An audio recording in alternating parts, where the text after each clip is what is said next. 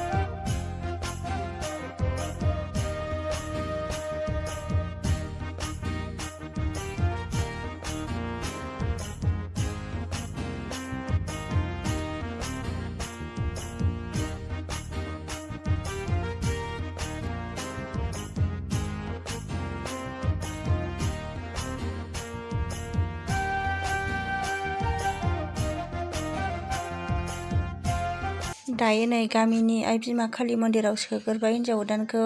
न'आव लांनायनि सिगां बे आइ बिमायावहाय सनमान लानानैसो हिन्जाव गोदानखौ न'आव सोहैयो आरोना। दे होमबा नायलांबाय थादो।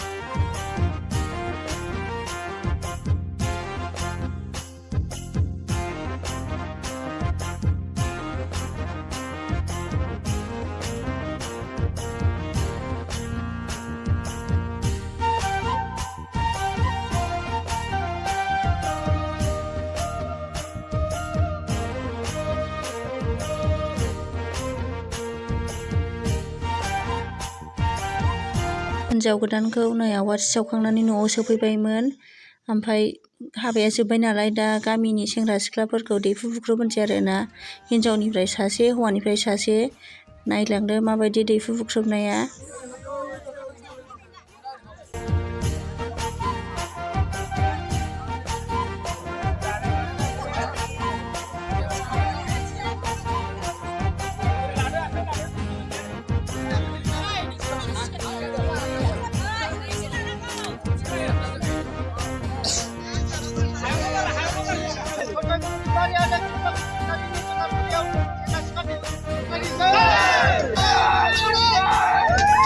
अखानायै नै रिसेपसन टाइमाव हिन्जाव गोदान हौवा गोदान जिरायबाय। नायलांदो जोबजासिम नायगोन होननानै आसा थाबाय।